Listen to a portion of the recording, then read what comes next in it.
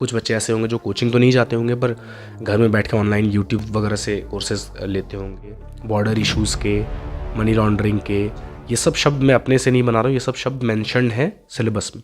Hello student, welcome to your channel studency. आज मेरे साथ है गौरव सर, जो कि 2021 में 168 रैंक के साथ आईपीएस की पोस्टिंग मिली सर को। सर, सबसे पहले आपका स्टूडेंसी पे स्वागत है। Thank you very much. पहला क्वेश्चन आपसे सर यही है कि उन बच्चों के लिए सर जो अभी पहली बार दे रहे हैं, पहला तो न्यूबी हैं और जो एक दो बार अटेम्प्ट दे रही हैं, उनका आउटलाइन क्या होना चाहिए 2024? तो जो न्यूबी हैं जिनका पहला अटेम्प्ट होगा उनके लिए तो बहुत ही क्लियर कट पाथ है। मेरा मानना है कि अगर आपको सिलेक्शन चाहिए यूपीएससी में तो सबसे क्रिटिकल है ऑप्शनल सब्जेक्ट। पहले तो ऑप्शनल सब्जेक्ट अपना तय करिए, जिनका तय है वेरी गुड, फिर आप ऑप्शनल सब्जेक्ट से ही तैयारी शुरू करिए मेरे हिसाब से प्रॉपरली। अगर आप पहले से करंट अफेयर्स पढ़ते आए हैं तो बहुत अच्छी बात है।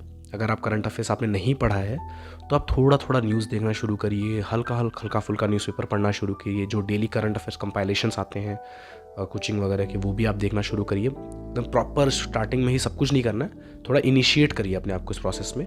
साथ साथ में ऑप्शनल की तैयारी एकदम सही तरीके से करते रहिए।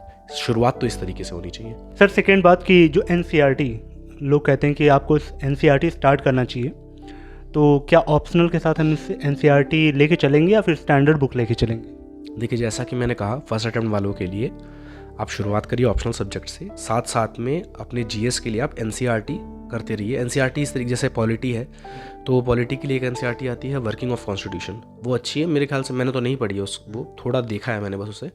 मुझे लगता है जिसको समझ में आता है थोड़ा भी पॉलिटी, तो वो लक्ष्मीकांत इनफ है, उसके लिए एनसीईआरटी की ज़रूरत नहीं रहेगी। हिस्ट्री के लिए एनसीईआरटी बहुत अच्छी है, उसकी 9वीं 10वीं की भी एनसीईआरटी अच्छी है, उसमें वर्ल्ड हिस्ट्री कवर हो जाता है। 9th या 10th वाली में याद नहीं आ रहा मुझे, उसमें फ्रेंच रेवोल्यूशन और ये सब है। और 11th 12th भी कर सकता है। हिस्ट्री के लिए एनसीईआरटी काफ़ी अच्छी लगती है मुझे। उसके बाद ज्योग्राफी के लिए तो सिर्फ एनसीईआरटी ही सही है, ठीक है। आप 11th 12th की कर लीजिए, काफ़ी है, उसके अलावा कुछ देखने की ज़रूरत नहीं। 11th की एनसीईआरटी काफ़ी इन्फॉर्मेशन हैवी है। और इकोनॉमिक्स के लिए एनसीईआरटी एक आपको वो दे देती है, आपको एक इनिशिएट कर देती है, लेकिन वो इनफ नहीं है। तो जहाँ तक एनसीईआरटी का सवाल है, मेरे ख्याल से 11th 12th ही मेन पढ़ना चाहिए।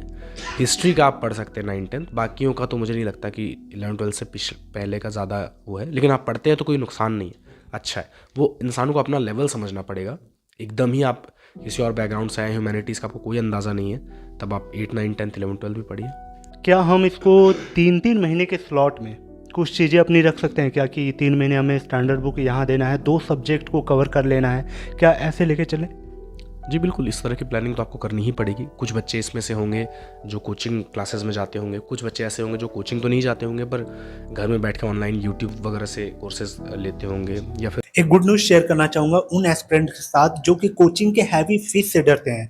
पीडब्ल्यू अपने यूपीएससी सेगमेंट में 1 साल पूरा करने के साथ साथ अपने सारे बैच पे हैवी डिस्काउंट दे रहा है, जो कि आज 19 तारीख तक लास्ट डेट है। इनके जीएस बैच को आप देख सकते हैं, जिसका जनरली फीस 20,000 होता है, लेकिन फिलहाल आपको 7,500 में मिल जाएगा। उसके अलावा प्रारंभ बैच जो इनका 3 साल का डिजाइन है 2026 के लिए, इसमें यूपीएससी कंटेंट के साथ साथ आपको मार्केट में जो सॉफ्ट स्किल चल रही हैं उनमें भी ट्रेंड किया जाता है। इनके ऑप्शनल बैच जो कि जनरली 8,000 के होते हैं, फिलहाल अभी आपको 7,500 तक मिल जाएंगे। सी सैट का जो बैच है ये आपको 4,000 में एक्सेस हो जाता है। इन सब के अलावा मैं आपको हार्डली रिकमेंड करूंगा इनके कॉम्बो बैच को, जिसपे आपको हैवी डिस्काउंट मिल रहा है, जो कि जनरली 38,000 के आसपास इसकी फीस होती है, लेकिन फिलहाल आपको 15,500 में आपको जीएस और ऑप्शनल दोनों मिल जाएंगे इसमें। इसके बाद भी अगर आप हमारा कोड स्टूडेंसी यूज करते हैं तो इनके सारे बैच पे आपको एक अच्छा डिस्काउंट देखने को मिल जाएगा। ये रहे सारे इनके बेसिक ऑफरिंग, जिसमें मंडे सैटरडे लाइव क्लास देखने को मिलेगी, सी सेट मिलेगा आपको, वीकली करेंट अफेयर का लेक्चर मिलेगा, रेगुलर डाउट सेशन आपको इसमें मिलेगा। इसके अलावा अगर आप इनके अलावा प्रीमियम कंटेंट चाहते हैं तो आपको 5,000 एक्स्ट्रा देना होगा, जिसका नाम है सेलेक्ट 360। इसमें आपको 1-to-1 mentorship, daily answer writing और भी बहुत सारे एक्सेस आपको मिल जाते हैं। इन सारे बैच पर डिस्काउंट आज तक ही है, तो मैं डिस्क्रिप्शन में लिंक दे रहा हूं और साथ ही कमेंट में मैं पिन कर दूंगा, तो आप वहां से चेक करके ले सकते हैं। चलिए वीडियो में आगे बढ़ते हैं। कोई सिर्फ ऐसे ही नॉर्मल यूट्यूब वीडियोस से पढ़ता होगा तो आपको ये सबका अपना अपना प्लान होगा, क्योंकि लॉन्ग टर्म प्लान्स जो होते हैं वो एक इंडिकेटर होते हैं, आपको एक सेंस ऑफ सेफ्टी देते हैं कि चलो मैंने अपने मन में सोच लिया है कि इस साल के अंत तक मेरा 4 सब्जेक्ट खत्म हो जाएंगे, मेरा ऑप्शनल खत्म हो जाएगा। हालांकि इस तरीके से होता नहीं है, पूरा पूरा, लेकिन लॉन्ग टर्म प्लान बस आपको एक मन की तसल्ली के लिए होता है कि एक इंडिकेटिव होता है कि यहाँ तक ना मेरा इस महीने के आसपास तक मेरा ये ख़त्म हो जाना चाहिए। तो उस तरीके से आप फॉलो करिए। जैसे मैंने बोला कि शुरुआत ऑप्शनल से करिए और ऑप्शनल स्टार्टिंग टू एंडिंग ख़त्म करिए उसे, ताकि आपको बाद में सिर्फ रिवाइज करना रह जाए। क्योंकि आप ये याद रखिए कि जैसे जैसे प्रीलिम्स पास आएगा आप ऑप्शनल को छोड़ दोगे। 2024 के जैसे ही शुरुआत होगी, 4-5 महीने रह जाएंगे प्रीलिम्स के लिए, तो आप नहीं पढ़ सकते ऑप्शनल, आपको नहीं पढ़ पाओगे आप, तो आप छोड़ ही दोगे पूरा।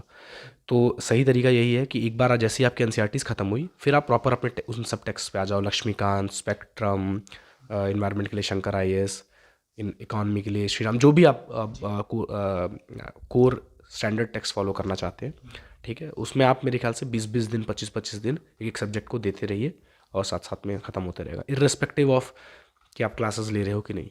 नोट्स आपके होते हैं, उनको क्या कैसे मैनेज करना है आपको? जो आपने बताया कि ऑप्शनल सब्जेक्ट स्टार्टिंग से लेके चलो, उसके साथ आपको पैरेलल एनसीईआरटी चलानी है।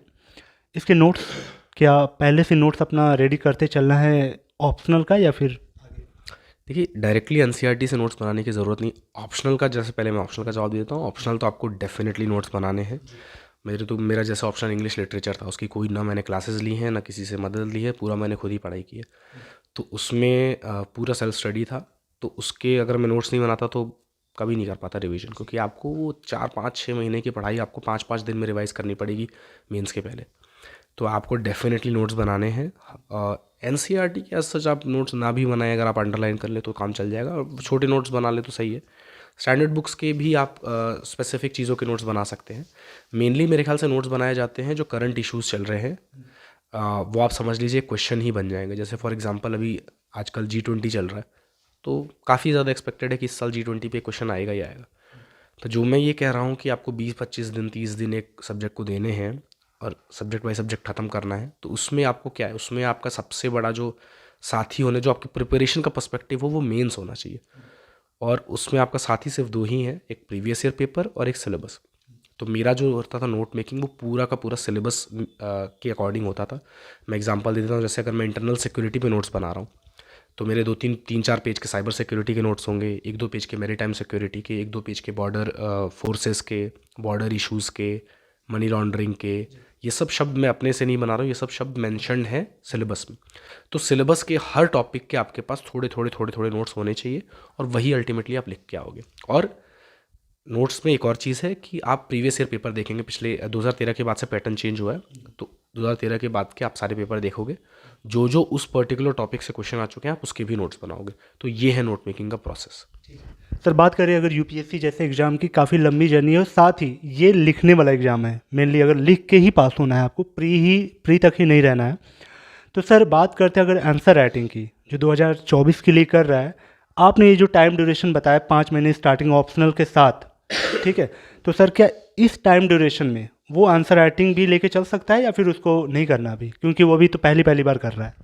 यार देखो, जो फर्स्ट अटेम्प्ट वाले हैं, मैं नहीं समझता हूँ कि उनको इसी साल, जैसे अगर आप अभी ही पढ़ाई शुरू कर रहे हैं, इसी साल आप आंसर राइटिंग शुरू कर दें, ये काफ़ी डिफिकल्ट है। बेहतर तरीका है, अगर आपको आंसर राइटिंग शुरू करनी है तो आप ऑप्शनल के आंसर राइटिंग करिए। जैसे आपने 4-5 महीने बिता दिए हैं, कहीं से आप क्लास ले रहे हो, तो वो आंसर राइटिंग वैसे भी करवाते हैं। वो नहीं भी करवाते तो आप अपना खुद करिए, क्योंकि जीएस के लिए आप इसलिए नहीं कर सकते तुरंत आंसर राइटिंग, क्योंकि आपका सिलेबस ही कंप्लीट नहीं हुआ, आपको पता ही नहीं इंपॉर्टेंट क्या है, तो आप कैसे करोगे आंसर राइटिंग। प्रीलिम्स के पहले अगर आप कोशिश कर सकते हैं फर्स्ट अटेम्प्ट वाले थोड़ी सी आंसर लिखने का तरीका, तो ठीक है, उतना कर लीजिए, कोशिश करिए। ऑप्शनल के लिए आप डेफिनेटली करिए, अच्छी बात है। बाकी मेरे को ऐसा लगता है कि आंसर राइटिंग के लिए मेरा पर्सनल ओपिनियन अपना है कि प्रीलिम्स से मेंस के बीच में जो डिफरेंस, जो 4 महीने का वक्त मिलता है, 3.5-4 महीने का, वो एनफ है आंसर राइटिंग के लिए। लास्ट मैसेज सर क्या देना चाहेंगे अपने ओवरऑल एक्सपीरियंस के बारे में? बात करें, ये सारी चीज़ें तो बहुत सारे टॉपर्स हैं वहाँ वो बता देंगे, लेकिन अपनी एक पर्सनल एक्सपीरियंस क्या शेयर करना चाहेंगे 2024 वालों के लिए? देखिए, जिनका पहला अटेम्प्ट है, पॉजिटिविटी के साथ, अपने पूरे बिलीफ के साथ तैयारी करिए। आप प्रोबेबली इंडिया के वन ऑफ द बिगेस्ट और टफेस्ट एग्ज़ाम की तैयारी कर रहे हैं, तो बधाई आपको, और कोशिश करिए कि आप जो आपका एम है वो आप अचीव कर लें। जो मैं मेनली उनसे बात करना चाहूँगा जो 2-3 बार फेल हो चुके हैं या फिर 1-2 बार फेल हो चुके हैं, तो मैं उनको कहना चाहूँगा कि ज़्यादातर हम में से जो भी तैयारी करते हैं, हम सब मिडिल क्लास या लोअर मिडिल क्लास फैमिली से आते हैं, या फिर कुछ लोग और पिछड़े गरीब फैमिली से आते हैं। तो उनके लिए मैं ये भी सब कहूँगा कि आपका सपना बहुत ज़रूरी है, वो अच्छी बात है, बट जब कोई इंसान 2 अटेम्प्ट दे चुका है तो उसको इतना तो समझ में आ चुका है कि मैं पढ़ाई करने वाला हिस्सा वो कर चुका है, तो मेरा ये प्रैक्टिकल एक एडवाइस है कि आप थोड़ा कुछ और भी ट्राई करने की कोशिश करिए, आप कोई और एग्ज़ाम देने की कोशिश करिए। यूपीएससी अपना साथ साथ में रखें, कोई दिक्कत नहीं है। आप 1 आध साल का गैप लेना चाहते हैं अपने आप को फाइनेंशियली स्टेबल करने के लिए, तो वो भी कर सकते हैं। बट ये मेरा एडवाइस है कि एक प्लान भी होना चाहिए। लोग बोलते हैं कि नहीं कोई ज़रूरत नहीं है, या तो यूपीएससी या फिर कुछ नहीं, ऐसा भी नहीं होना चाहिए। आजकल बहुत कुछ हो रहा है, आप घर बैठे कुछ स्किल्स सीख सकते हैं, आप आर्टिफिशियल इंटेलिजेंस में कुछ सीखते हैं, डेटा साइंस में कुछ सीख सकते हैं घर बैठे बैठे। 3-3 4-4 महीने कोर्स, तो मतलब एक स्किल आपके पास रहेगी ना, तो आपके अंदर एक कॉन्फिडेंस रहेगा कि हाँ मतलब मैं कुछ हूँ, ऐसा नहीं कि मैंने ये 5-6 साल बर्बाद कर दिए। Thank you so much sir इतना टाइम देने के लिए। Thank you very much, all the best.